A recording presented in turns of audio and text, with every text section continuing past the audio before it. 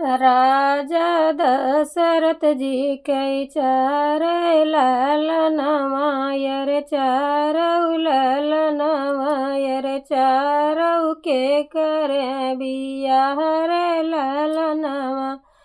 अरे चारऊ के करई बियाह रे लालनवा कई के बिया लौटे राजा दशरथ जी लई के बिया लौटे राजा दशरथ जी भये डेवड़िया के ठाड़ रे ललनवा रे भये डेवड़िया के ठाड़ रे ललनवा भीतर से निकरी है रानी के कई सुनर जय रज हमर रे ललनवा सुनर जय रज हमर रे ललनवा राम कई तिलक भरत के लगावऊ अरे राम का भेजऊ बनवास रे ललनवा अरे राम का भेजऊ बनवास रे ललनवा एतनी बचन जब सुनई राजा दशरथ डेवड़ी के गिरे मुरझाई रे ललनवा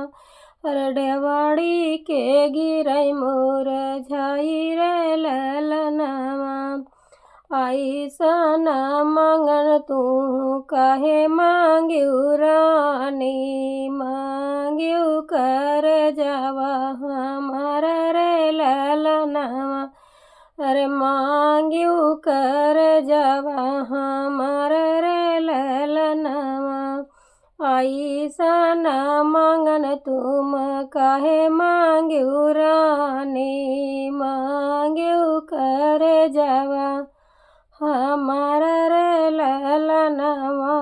रे मांग्यू कर जावा हमार रे ललनवा भीतर से निकरी है रानी कौशल्या भीतर से निकली है रानी कौशल्या नयन बहे जलधर रे ललनवा नयन बहे जलधर रे ललनवा जाओ न राम मोरे आँखी कई पुतरिया जाओ न राम मोरे आँखी के पुतरिया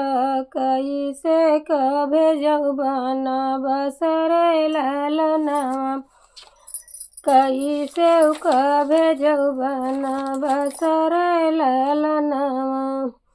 एतना बचन जब सुनाई राम जी भाई मैया बाबा लगे समझवै रे ललनवा मैया बाबा लगे समझवै रे ललनवा एतनी बचन जब सुनाई राम जी मैया बाबा लगे समझवै रे ललनवा रे मैया बाबा लगे समझवै रे ललनवा हमार तिलक बाबा भरत के लगावा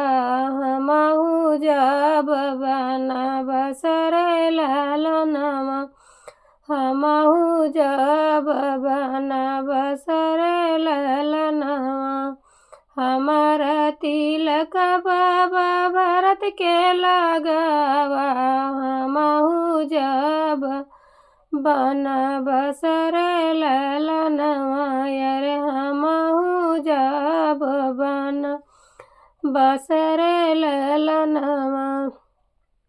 एतनी बचन जब सुनई शीतल रानी सुन स्वामी बचन हमार रे ललनवा रे सुन स्वामी बचन हमार रे ललनवा एतनी बचन सुनै शीतल रानी सुन स्वामी अरज हमारा रे ललनवा रे सुना स्वामी अरज हमारा रे ललनवा भूख पियास स्वामी हमहु अंग उबई हमहु चलब तुम्हारे साथ रे ललनवा रे हमहु चलब तुम्हारे साथ रे ललनवा आगे आगे राम चलै पीछे से लक्ष्मण आगे आगे राम चलै पीछे से लक्ष्मण बिचवा मैं जनक दुलारी रे ललनवा बिचवा मैं जनक दुलारी रे ललनवा मैया बाबा रोवै घर के भीतरिया रे रोवै नगरिया के लोग रे ललनवा रे रोवै नगरिया के लोग रे ललनवा मैया बाबा रोवै घर के भीतरिया रे घर के भीतरिया रुआवै नगरिया के लोग रे ललनवा रे रुआवै नगरिया के लोग रे ललनवा अंगना मै रुआवै तुलसी के पेड़वा